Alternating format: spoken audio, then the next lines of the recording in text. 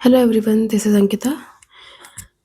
हम पढ़ने जा रहे हैं सेक्शन 25। सेक्शन 25 बात करता है act not intended and not known to be likely to cause death और grievous hurt done by the consent. ठीक है, तो उन केसेस के बारे में हम बात कर रहे हैं जहाँ पर इंटेंशन नहीं होती है कि आपको डेथ कॉज करनी है या फिर ग्रीवियस हर्ट कॉज करना है।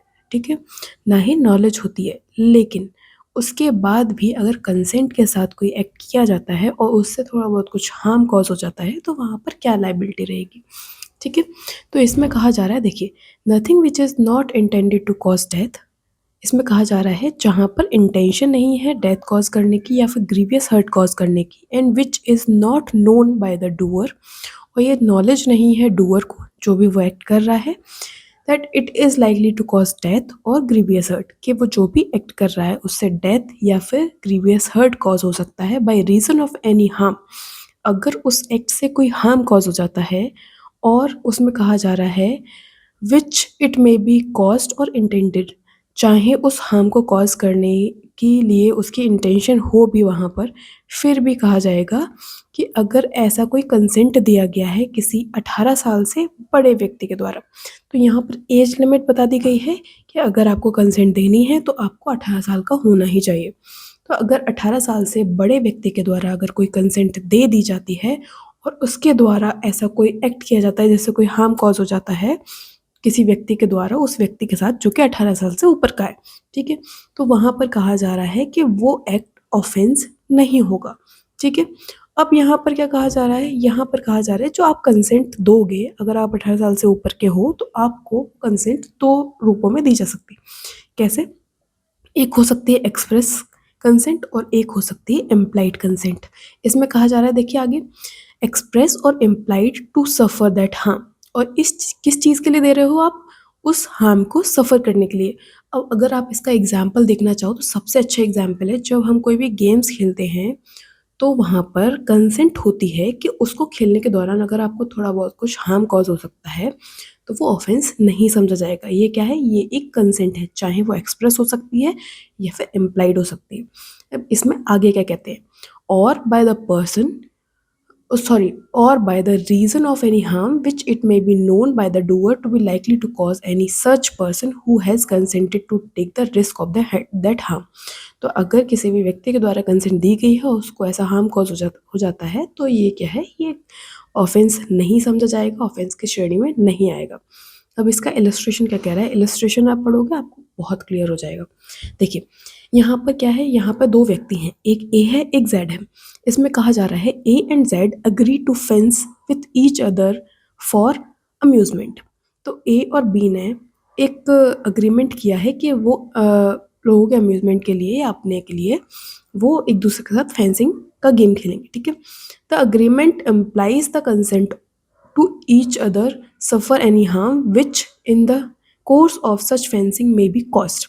तो जो उनका अग्रीमेंट है वो उस चीज़ की कंसेंट है कि अगर उनको उस फेंसिंग के दौरान कोई भी ऐसी हार्म कॉज हो जाता है तो वो उसको सफ़र करेंगे, ये उनका एक इम्प्लाइड वहाँ पर कंसेंट हो जाती है।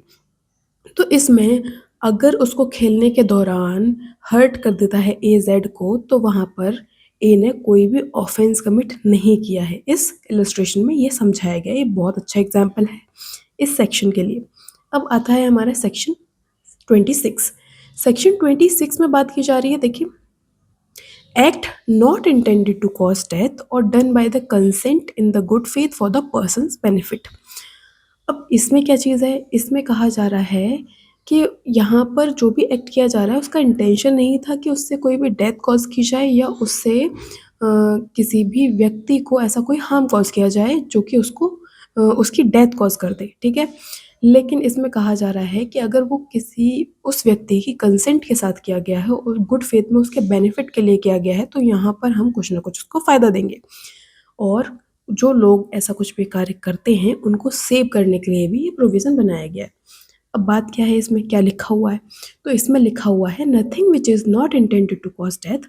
जिस भी चीज़ का इंटेंशन नहीं है कि उसके द्वारा से किसी व्यक्ति की मृत्यु कारित करी जाए वो चीज़ ऑफेंस नहीं होगी by the reason of any harm. अगर उससे कोई भी हार्म कॉज हो रहा है तो ये नहीं समझा जाएगा कि वो एक ऑफेंस है। ठीक है, जो कि कॉज किया गया है या उसकी इंटेंशन भी हो सकती है उस हार्म को कॉज करने की। क्यों?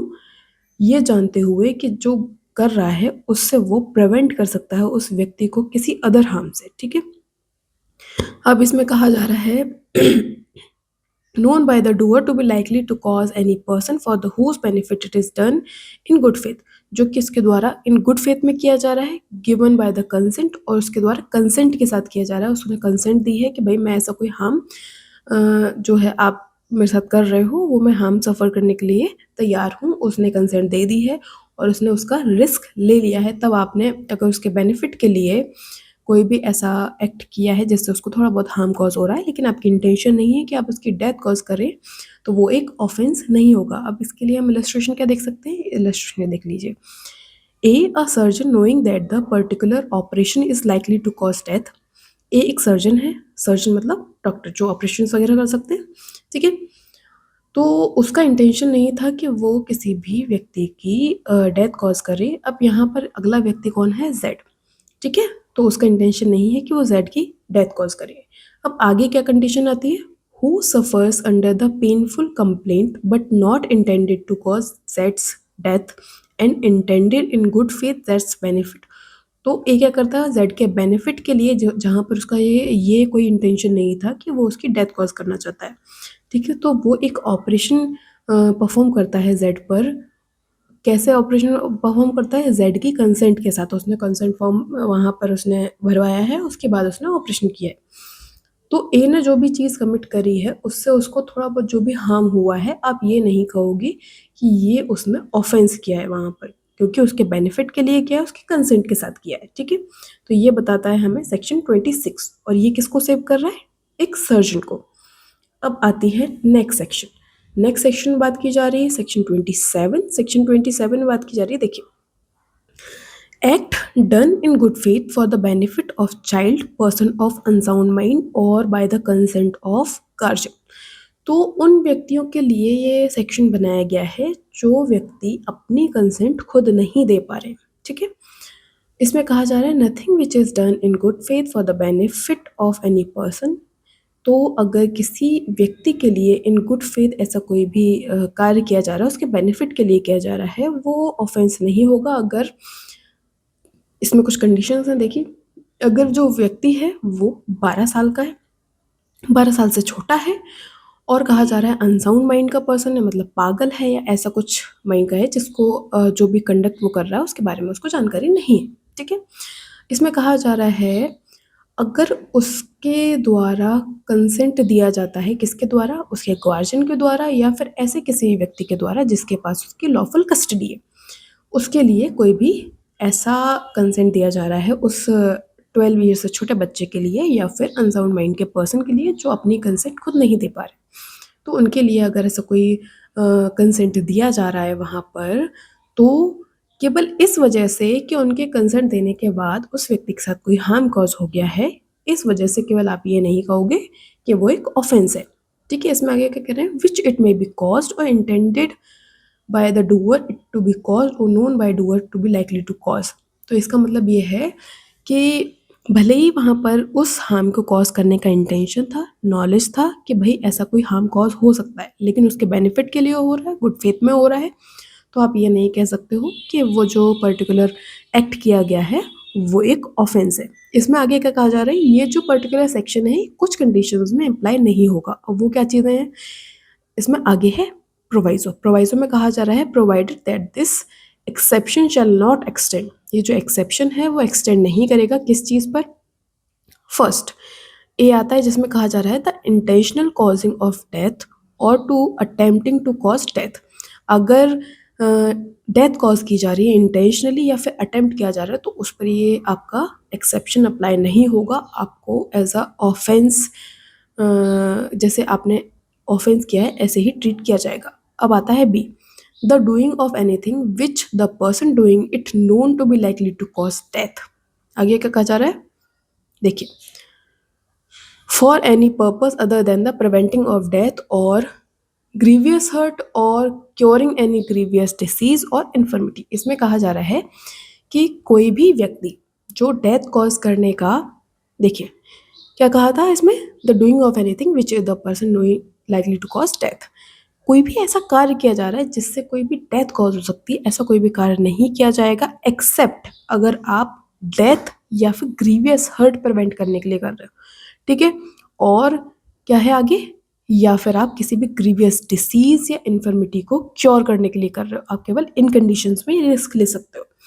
अब आता है सी में क्या कहा जा रहा है, सी में कहा जा रहा है the voluntary causing of grievous hurt और to attempting to cause grievous hurt unless it is for the purpose of preventing death or grievous hurt or curing any grievous disease or infirmity।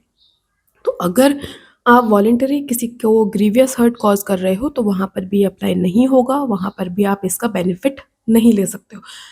लेकिन अगर आपका purpose ये है कि आप उससे prevent कर सकते हो किसी डेथ को या फिर ग्रीवियस हर्ट को, या फिर क्योर कर सकते हो किसी भी ग्रीवियस डिसीज या इन्फर्मिटी को, तो वहां पर आप ये रिस्क ले सकते हो। अब आता है डी में कहा जा रहा है the abetment of any offence to the committing of which offence it would not extend. अगर किसी ऑफेंस का अबेटमेंट किया जा रहा है तो उसके ऊपर ये अप्लाई नहीं होगा, ठीक है। इलस्ट्रेशंस हैं, कुछ इलस्ट्रेशन देख लीजिए। A in good faith for the child's benefit without his child's consent. ये जो व्यक्ति है वो गुड फेथ में उस बच्चे के बेनिफिट के लिए, लेकिन उसने चाइल्ड की कंसेंट नहीं ली है। Has his child cut off the stone by the surgeon knowing it to be likely that the operation will cause the child's death but not intended to cause child's death, a in within the exception in as much as his object was to cure the child। तो यहाँ पर कहा जा रहा है कि ये जो व्यक्ति है वो गुड फेथ में किसी बच्चे को स्टोन हुआ है उसका ऑपरेशन करता है, और उसने चाइल्ड की कंसेंट नहीं ली है, लेकिन चाइल्ड के पेरेंट्स की कंसेंट ली होनी चाहिए, ठीक है। ये तो वहाँ पर कंडीशन है। तो अगर ऐसा कुछ होता है तो कहा जाएगा कि ये जो पूरा एक्ट है वो ऑफेंस नहीं है, अगर भले ही आपका उस ऑपरेशन करने के बाद कुछ ना कुछ हर्ट कॉज होता है, लेकिन वो क्योर करने के लिए उसको, ठीक है, तो वो एक ऑफेंस नहीं है। ये था हमारा सेक्शन 27। अब आप बताइए कि आपको पूरा ये जो सेक्शंस हैं आपको कैसे लगे हैं, आपको समझ में आए हैं। अगर कोई डाउट है तो वो भी बता सकते हैं आप, और कोई क्वेश्चन आता है तो वो क्वेश्चन आप कमेंट सेक्शन में पुट कर सकते हैं। बताइए आपको वीडियो कैसी लगी है। इसी के साथ हम अगले वीडियो में मिलते हैं बाकी हमारे प्रोविजंस के साथ। चलिए।